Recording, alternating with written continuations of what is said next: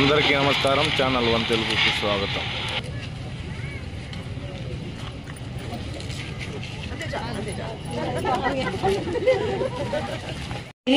Party నాయకులందరూ first పట్టుబట్టి దీన్ని చేయాలి అని ఆ సీసీ రోడ్డు వేయించారు.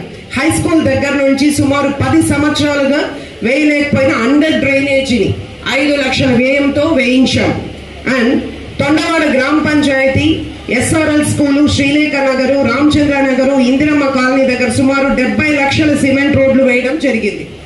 మొత్తంగా తొండవాడ గ్రామ పంచాయతీకి 93 లక్షల సిమెంట్ రోడ్లు వేశాం. మన గ్రామంలో మూతపడిన పశువుల ఆసుపత్రిని ఓపెన్ చేసినాం. అండ్ వాటర్ షెడ్లు 11 శాంక్షన్ అయ్యాయి.